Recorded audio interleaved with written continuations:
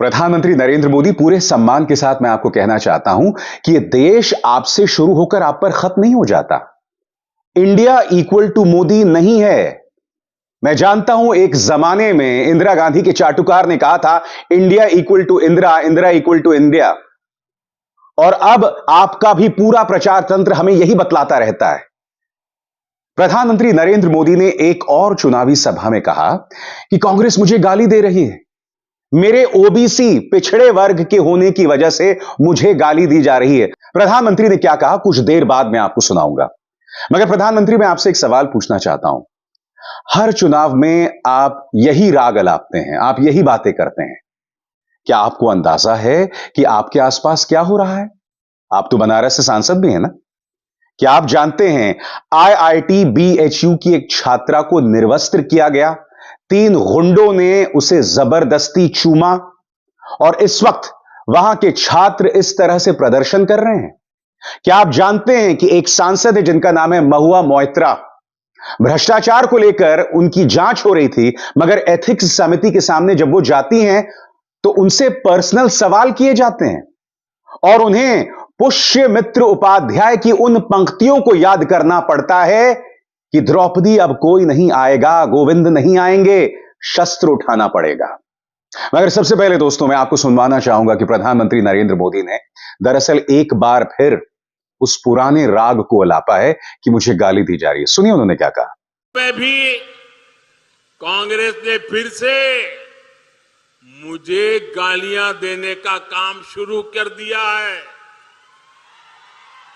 मैंने देखा किसी ने उन गालियों की लिस्ट बनाई है और वो गालियों की लिस्ट मुझे दी है। अब तक मुझे ये कांग्रेस के लोगों ने 91 टाइम अलग अलग गालियां दी है। मैं फिर कहना चाहता हूं प्रधानमंत्री, आप ही के संसदीय क्षेत्र बनारस में आईआईटी बीएचयू की एक छात्रा के साथ बदतमीजी की गई है, उसे मोलेस्ट किया गया है, उसके कपड़े उतारे गए हैं। प्रधानमंत्री, वर्ल्ड कप चल रहा है, भारत जब भी मैच जीतता है आप तुरंत उसकी बधाई देते हैं, मगर क्या आपको एक ट्वीट नहीं करना चाहिए? क्योंकि बनारस में यह हो रहा है। आप में से जो लोग नहीं जानते हैं दोस्तों, मैं आपको बताता हूं हुआ क्या। आईआईटी बीएचयू में एक छात्रा अपने पुरुष मित्र के साथ रात को पैदल जा रही थी। तभी एक बाइक आती है जिसमें 3 लोग सवार होते हैं। वो 3 लोग उस पुरुष मित्र को अलग करते हैं और उसके बाद उस छात्रा के साथ बदसलूकी की जाती है, उसे जबरदस्ती चूमा जाता है और उसके बाद उसके कपड़े उतार दिए जाते हैं और उस पूरे नजारे का वीडियो उतारा जाता है। वो लड़की किसी तरह से अपनी इज्जत बचाकर भागती है और अपने एक प्रोफेसर के कमरे में शरण लेती है। प्रधानमंत्री, अब ये देखिए, छात्र इस चीज को लेकर प्रदर्शन कर रहे हैं। मैं चाहूंगा कि मेरे दर्शक भी देखें कि वो छात्र किस तरह से प्रदर्शन कर रहे हैं। देखिए।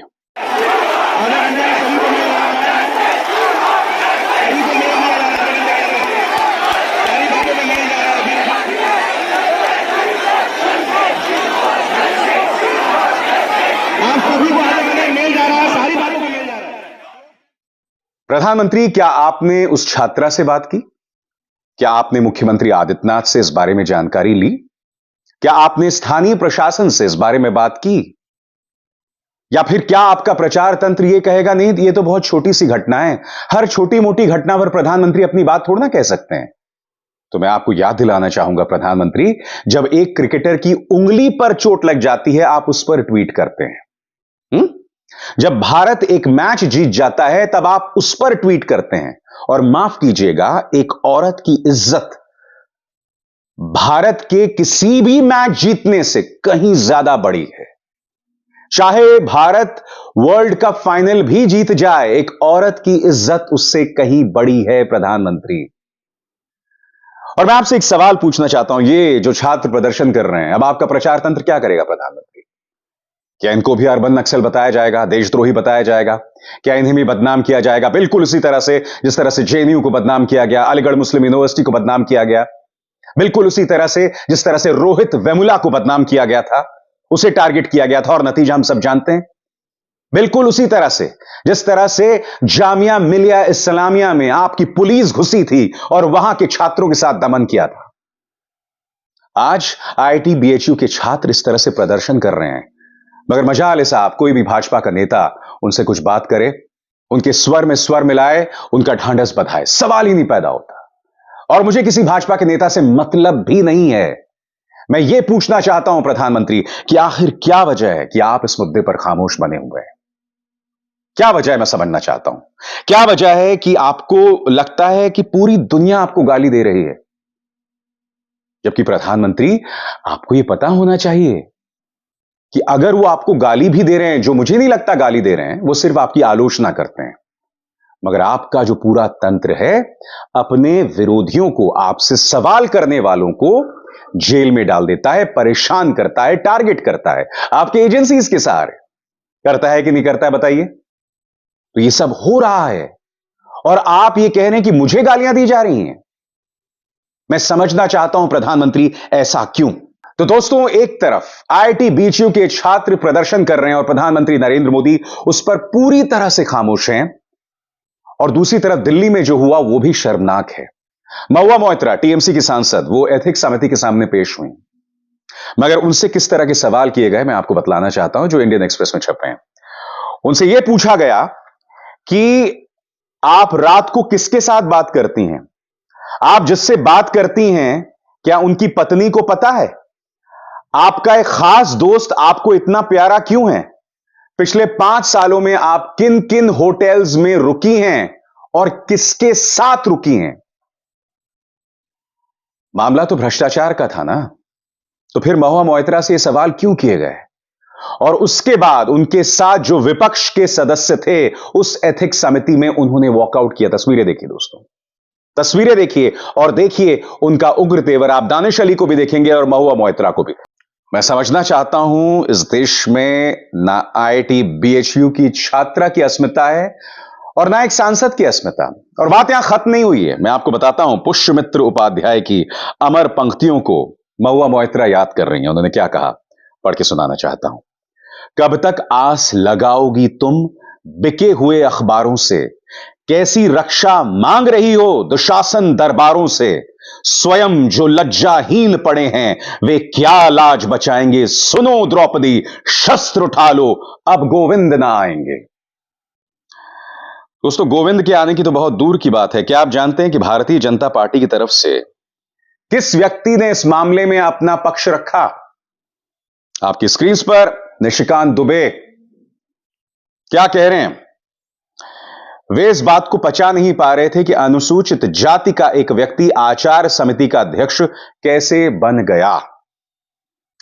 ये वही व्यक्ति है दोस्तों जो संसद में खड़े होकर झूठ बोलता है महिला पत्रकारों के बारे में। मेरे बारे में इसने झूठ बोला। इसमें इस कदर कायरता भरी हुई है, इस कदर कमजोर आदमी है कि वही बातें वो बाहर नहीं बोल सकता, क्योंकि वो जानता है कि उसमें रत्ती भर भी सच्चाई नहीं है। आज एक बार फिर वही अनुसूचित जाति वाला यहां पर ये लोग कार्ड खेल रहे हैं। प्रधानमंत्री ने भी शुरू में कहा कि मैं ओबीसी हूं इसलिए मुझे टारगेट किया जा रहा है, यहां पर भी वही।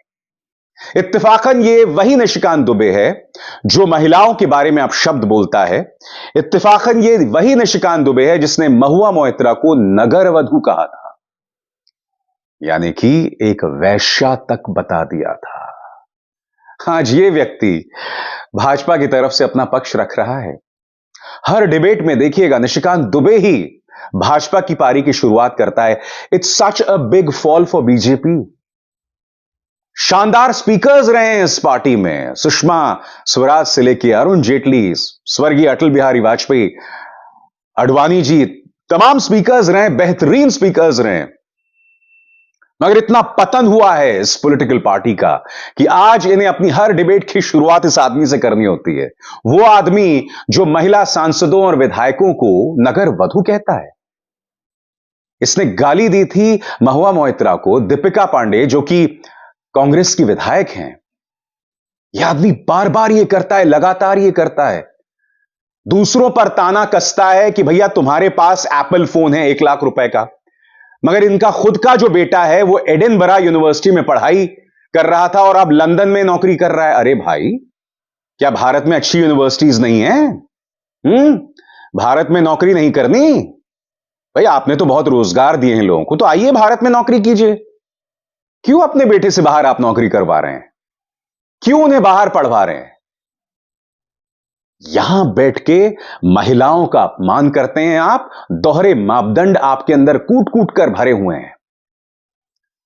मगर मैं फिर कहना चाहूंगा, जो बड़ा मुद्दा है इस कार्यक्रम का है, प्रधानमंत्री, आप जब कहते हैं कि आपको गाली दी जा रही है तो माफ कीजिएगा, आपको मुद्दे पर रहना पड़ेगा। और मुद्दा यह है कि IIT BHU की एक छात्रा का अपमान किया गया है, उसकी इज्जत के साथ खिलवाड़ हुआ है। मुद्दा यह है कि महुआ मोइत्रा एथिक्स समिति के सामने जाती हैं और उनसे निजी सवाल किए जाते हैं। और मैं कुछ और कहना चाहता हूं। अगर आपको लगता है Mahua Moitra, by the way, Mahua Moitra ने जो बातें कही है ना, कि उनसे जो निजी सवाल किए गए हैं उसे खारिज नहीं किया, ना निशिकांत दुबे ने, ना भाजपा किसी नेता ने, ना एथिक्स समिति के अध्यक्ष ने, किसी ने खारिज नहीं किया है दोस्तों। इसका मतलब ये सवाल पूछेगा। और सबसे बड़ी बात, न्यूज डिबेट्स में महुआ मोइत्रा जा रही हैं, क्या निशिकांत दुबे में हिम्मत है महुआ मोइत्रा का सामना करने की किसी डिबेट के अंदर? क्यों, हिम्मत है कि नहीं? भेजिए भाजपा के किसी नेता को। अगर आप में हिम्मत है उनके सवालों का जवाब देने की, तो सवालों का जवाब दीजिए। क्योंकि आपका कोई भी भाजपा का प्रवक्ता मेरे कार्यक्रम में तो आने से रहा। आप में से कई लोग मुझसे सवाल पूछते हैं कि भाई मैं डिबेट क्यों नहीं करता। मैं डिबेट इसलिए नहीं करता हूं क्योंकि मुझे बॉयकॉट किया हुआ है भाजपा ने। वो नहीं आ सकते, मेरे सवालों का जवाब नहीं दे सकते। कमजोरी है एक किस्म की। बहरहाल, इस कमजोरी से निजात पाइए, मुद्दे पर आइए, मुद्दे से मत भटकिए। इस देश को असली मुद्दों पर बने रहने की जरूरत है। अनर्गल वाहियात बातों से बचिए। अभिसार शर्मा को दीजिए इजाजत। नमस्कार। स्वतंत्र और आजाद पत्रकारिता का समर्थन कीजिए, सच में मेरा साथी बनिए। बहुत आसान है दोस्तों, इस ज्वाइन बटन को दबाइए और आपके सामने आएंगे ये 3 विकल्प, इनमें से एक चुनिए और सच के इस सफर में मेरा साथी बनिए।